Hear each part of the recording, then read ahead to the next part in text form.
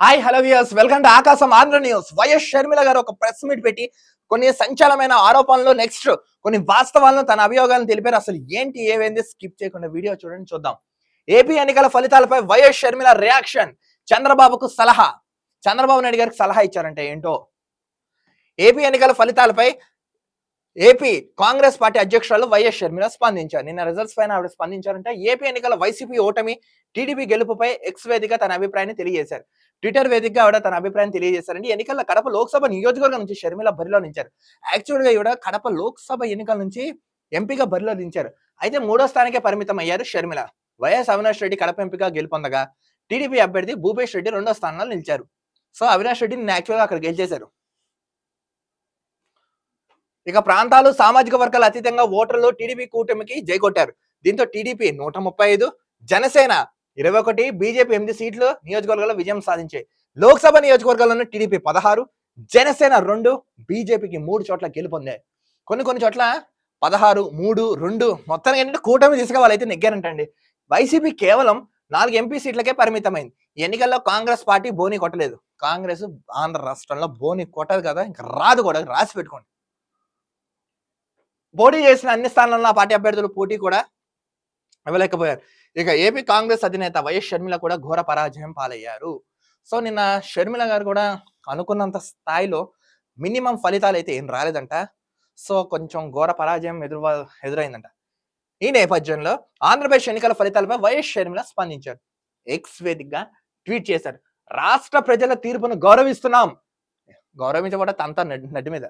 కొత్త ప్రభుత్వాన్ని ఏర్పాటు చేస్తున్న టీడీపీ అధినేత నారా చంద్రబాబు నాయుడు గారికి, జనసేన అధినేత పవన్ కళ్యాణ్ గారికి శుభాకాంక్షలు. యాక్చువల్ గా ఇప్పుడు కొత్త గవర్నమెంట్ ఫామ్ చేస్తున్నారు కదా మీరు, సో మీ అందరికీ శుభాకాంక్షలు తెలిపినట్టు ఆవిడ తెలిపారు. ప్రజల ఆకాంక్షల మేరకు ఏర్పడిన కొత్త ప్రభుత్వం రాష్ట్ర అభివృద్ధిపై దృష్టి పెట్టాలి. మనకు ప్రత్యేక హోదా రావాలి. పోలవరంతో సహా అన్ని ప్రాజెక్టులు పూర్తి కావాలి. రాజధాని నిర్మాణం జరగాలి. నిరుద్యోగ బిడ్డలకు పెద్ద ఎత్తున ఉద్యోగాలు ఇవ్వాలి. సంక్షేమం, అభివృద్ధి సమానంగా సాగాలని ఆవిడ ఆకాంక్షించారు షర్మిల గారు. ఇదే ఎక్స్ వేదికగా తన అభిప్రాయాన్ని చెప్పుకుని వచ్చారు వైఎస్ షర్మిల. ఇదిగోండి ఇదే.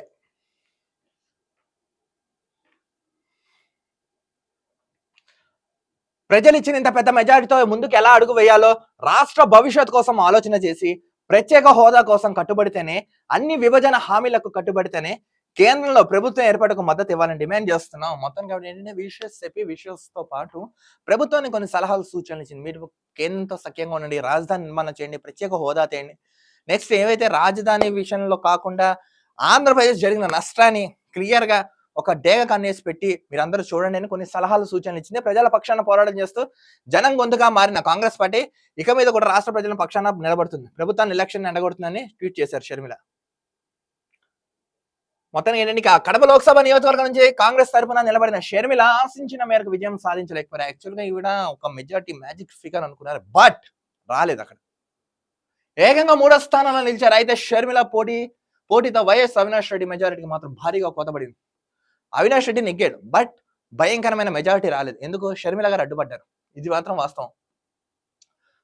వైఎస్ అవినాష్ రెడ్డి 62,695 ఓట్ల మెజారిటీతో గెలుపొందారు. కడప లోక్సభ ఎన్నికల వైఎస్ అవినాష్ రెడ్డికి 6,05,140 ఓట్లు సాధించగా టీడీపీ అభ్యర్థి భూపేష్ రెడ్డి 5 లక్షలుగా వచ్చారంట.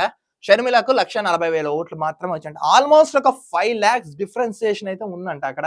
అయితే విజయం సాధించినప్పటికీ అవినాష్ రెడ్డి మెజారిటీని మాత్రం భారీగా తగ్గించారంటే విశ్లేషకులు అభిప్రాయపడ్డారు. మొత్తం ఏంటంటే వైఎస్ షర్మిల గారు కొన్ని సలహాలు, సూచనలు కొత్తగా ఏర్పడబోతున్న రాష్ట్ర ప్రభుత్వానికి చెప్పారు. నెక్స్ట్ గెలుపొందిన టీడీపీ అధినేత చంద్రబాబు నాయుడు గారికి, పవన్ కళ్యాణ్ గారికి కూడా శుభాకాంక్షలు తెలిపారు. పాపం నిజంగా ఈవిడ చాలా అంటే చాలా పోరాడారు, ప్రశ్నించారు. పాపం విజయం అయితే సాధించలేకపోయారు, బట్ ప్రజల పక్షాన పోరాడతాను, నిలబడతాను అని ధైర్యంగా చెప్తున్నారు. నిజంగా ఎటువంటి అహంకారం లేకుండా నిజంగా మంచి మనిషి ఈవిడ అన్నట్టుగా జనాల్లో ఒక మంచి స్థానం సంపాదించుకున్న షర్మిల గారు ఒక విలువైన సలహాలు చేశారు, సూచనలు చెప్పారు, సలహాతో సహా చెప్పారు. వీళ్ళు ఏమైనా వింటారు లేదో మనం చూడాలి.